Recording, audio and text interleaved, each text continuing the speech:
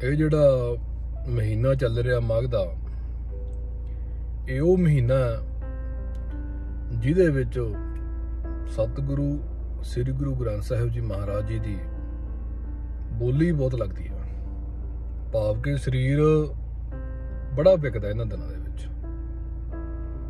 ਬਹੁਤ ਸਾਰੇ ਸੰਤ ਮਹਾਪੁਰਸ਼ ਬ੍ਰਹਮ ਗਿਆਨੀ ਡਿਗਰੀਆਂ ਵਾਲੇ ਭਾਈ ਸਾਹਿਬ ਇਹ ਤਰ੍ਹਾਂ ਤਰ੍ਹਾਂ ਦੀਆਂ ਬੋਲੀਆਂ ਲਾਉਂਦੇ ਨੇ ਤੇ ਬੜਾ ਇਹਨਾਂ ਦਿਨਾਂ 'ਚ ਸੀਜ਼ਨ ਬੜਾ ਚੱਲਦਾ ਬਾਬਿਆਂ ਦਾ। ਹੁਣ ਤੁਸੀਂ ਵੀ ਕਹੋਗੇ ਦੂਜੇ ਤੀਜੇ ਦਿਨ ਜਦੋਂ ਵੀ ਵੀਡੀਓ ਪਾਉਂਦਾ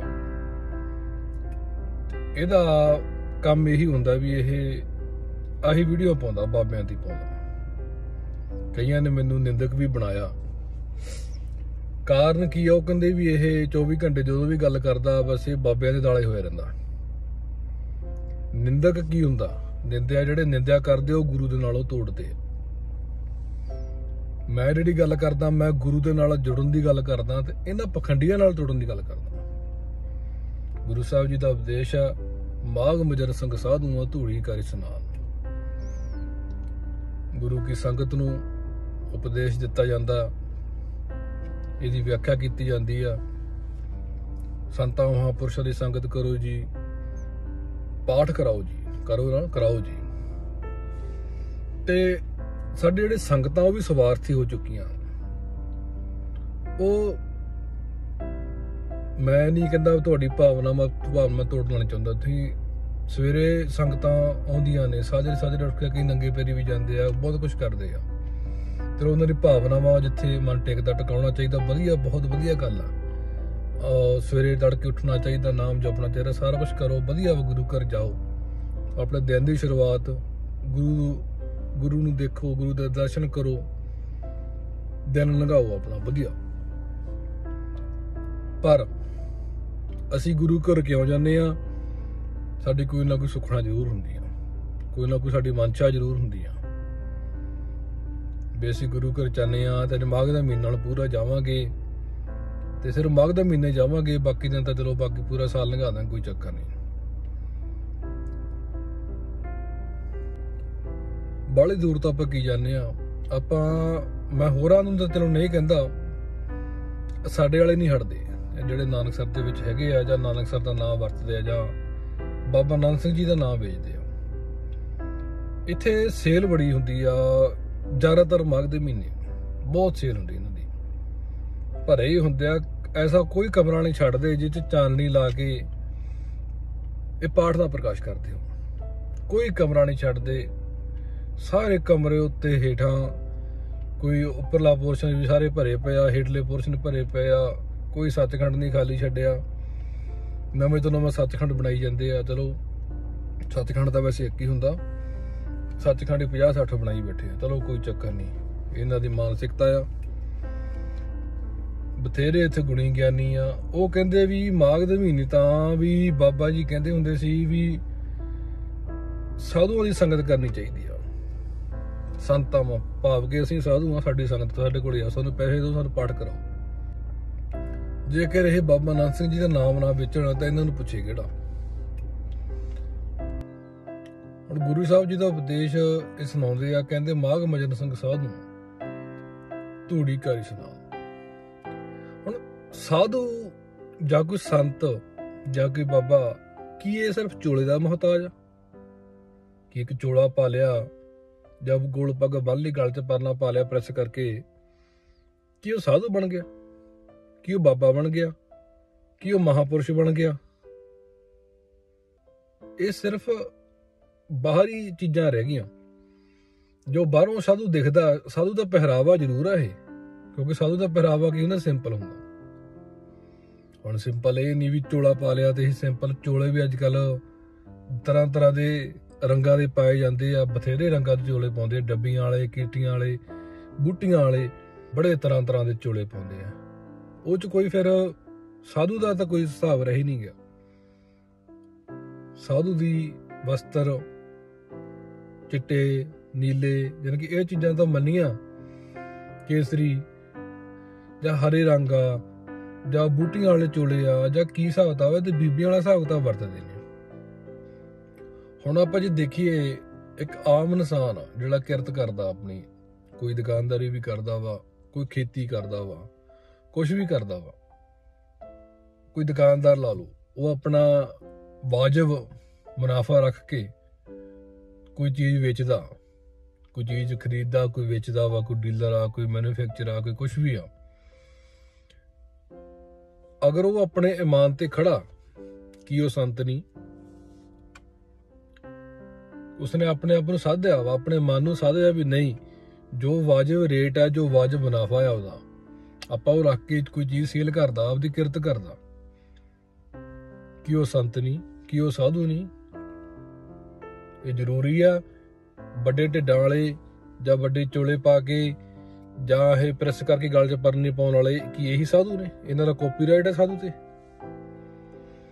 ਹੁਣ ਕੀ ਹੁੰਦਾ, ਕੀ ਦੇਖਦੇ ਆ ਵੀ ਦੁਕਾਨਦਾਰ ਵੀ ਛੈਲ ਲਾਉਂਦੇ ਆ, ਕਈ ਹੈਗੇ ਆ, ਕਈ ਇਮਾਨ ਤੇ ਵੀ ਖੜੇ ਆ। ਉਹ ਕੀ ਕਰਦੇ ਆ, ਬਿਜ਼ਨਸ ਕਰਦੇ ਆ, ਦੁੱਗਣਾ ਤਿੱਗਣਾ ਮੁਨਾਫਾ ਰੱਖ ਕੇ, ਯਾਨੀ ਕਿ ਐਵੇਂ ਹੀ ਨਜਾਇਜ਼ ਹੀ ਰੱਖ ਕੇ ਕੋਈ ਚੀਜ਼ ਵੇਚਦੇ ਆ, ਮੋਟੀ ਕਮਾਈ ਕਰਦੇ ਆ, ਹਨਾ। ਮੋਟੀ ਕਮਾਈ ਕਰਕੇ ਫਿਰ ਜਾਂਦੇ ਆ ਬਾਬਿਆਂ ਦੇ ਕੋਲੇ, ਫਿਰ ਕਹਿੰਦੇ ਬਾਬਾ ਜੀ ਸਾਡੇ ਸੁੱਖ ਸ਼ਾਂਤੀ, ਸਾਡੇ ਪਾਠ ਰੱਖੋ ਜੀ। ਠੀਕ ਹੈ ਜੀ, ਉਹ ਹਰਾਮ ਦੀ ਕਮਾਈ ਹੋ ਗਈ। ਹਰਾਮ ਦੀ ਕਮਾਈ ਚੋਂ ਹਰਾਮ ਖੋਰ ਜਿਹੜੇ ਬਾਬੇ ਆ, ਉਹਨਾਂ ਕੋਲੇ ਪਾਠ ਰਖਾ ਲਏ। ਇੱਕ ਤਾਂ ਕਮਾਈ ਹਰਾਮ ਦੀ ਸੀ, ਇੱਕ ਬਾਬੇ ਗਾ ਹਰਾਮ ਖੋਰ ਬੈਠੇ ਆ ਸਾਰੇ ਜੀ। ਜਿੱਦਾਂ ਕੁਛ ਦੁਕਾਨਦਾਰ, ਕੁਛ ਖੇਤੀ ਵਾਲੇ, ਕੁਛ ਹੈਗੇ ਆ, ਕੁਛ ਬੰਦੇ ਜਿਹੜੇ ਆਪਦੇ ਮਨ ਤੋਂ ਡਿੱਗੇ ਹੋਏ ਆ, ਉਦਾਂ ਹੀ ਬਹੁਤ ਤਾਕਤ ਆ ਬਾਬਿਆਂ ਦੀ ਜਿਹੜੇ ਆਪਦੇ ਮਨ ਤੋਂ ਡਿੱਗੇ ਹੋਏ ਆ।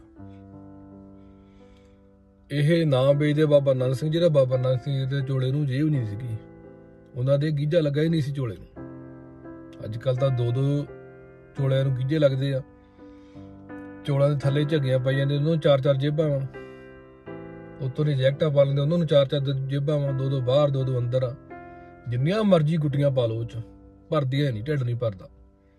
ਜਿੰਨੀਆਂ ਮਰਜ਼ੀ ਗੁੱਟੀਆਂ ਫਸਾ ਲਓ। ਹੁਣ ਤਾਂ ਚਲੋ 2-2 ਹਜ਼ਾਰ ਦੇ ਨੋਟ ਆ ਗਏ ਆ, ਗੁੱਟੀ 'ਚ 2 ਲੱਖ ਬਣ ਜਾਂਦਾ। ਜਿੰਨੀਆਂ ਮਰਜ਼ੀ ਪਾ ਲਓ, ਬਾਬੇ ਨਹੀਂ ਰਾਜਦੇ, ਨਾ ਨਹੀਂ ਕਰਦੇ, ਏਡੇ ਹੈਗੇ ਆ ਇਹ। ਚਲੋ, ਇੱਕ ਤਾਂ ਹਰਾਮ ਦੀ ਕਮਾਈ, ਇੱਕ ਹਰਾਮਖੋਰ ਬਾਬਿਆਂ ਕੋਲੇ ਪਾਠ ਆ। ਹੁਣ ਤੁਸੀਂ ਆਪ ਹਿਸਾਬ ਲਾਓ, ਕੀ ਉਹ ਪਾਠ ਪੂਰੇ ਹੋਣਗੇ? ਕੀ ਉਹ ਤੁਹਾਡੀ ਜਿਹੜੀ ਮੰਗ ਆ ਪੂਰੀ ਹੋਊਗੀ?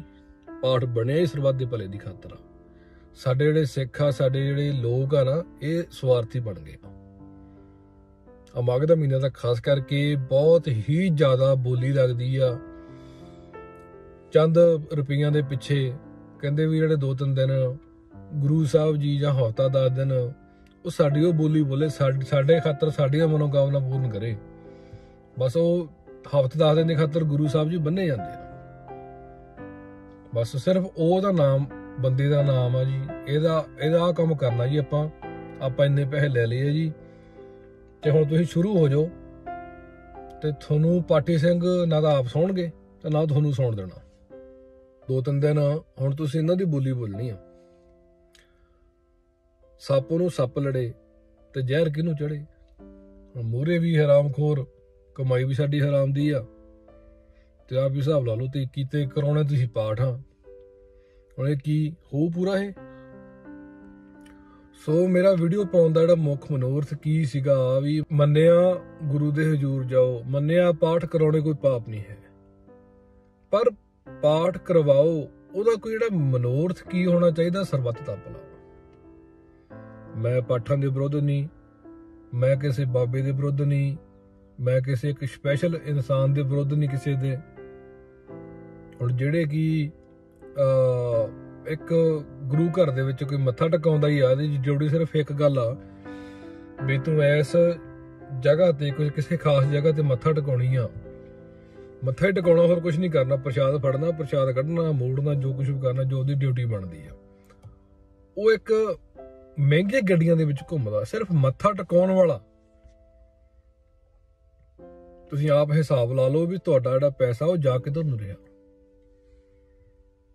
ਕਿੱਧਰ ਨੂੰ ਗਿਆ ਸਾਰਾ ਕੁਛ। ਇਹ ਤੁਹਾਡੇ ਪਾਠ ਜਿਹੜੇ ਮੁੱਲ ਦੇ ਪਾਠ ਹੁੰਦੇ ਆ, ਇਹ ਕਦੇ ਨਹੀਂ ਪੂਰੇ ਹੁੰਦੇ। ਇਹ ਤੁਹਾਡੇ ਸਿਰਫ ਮਨ ਦਾ ਵਹਿਮ, ਜਿੰਨਾ ਜਲਦੀ ਨਿਕਲ ਜੇ ਓਨਾ ਹੀ ਚੰਗਾ। ਜਿੰਨਾ ਜਲਦੀ ਨਿਕਲ ਜੇ ਨਾ ਓਨਾ ਹੀ ਚੰਗਾ ਹੈ। ਇਹ ਤੁਹਾਡੇ ਮਨ ਦੇ ਜਿਹੜੇ ਡੁਆਕਾਂ ਨੇ ਇਹ ਕੱਢ ਦਿਓ ਵੀ ਸਾਡੇ ਮਹਾਂਪੁਰਖ ਜੀ ਪੂਰਨਾ ਜੀ ਇਹ ਤਾਂ ਹੁਣ ਦੇਖਿਓ ਇਹਨਾਂ ਦਾ ਕਰਾਮਾਤਾਂ ਕਰਕੇ ਨਕਸ਼ੇ ਪਲਟ ਦੇਣੇ ਆ।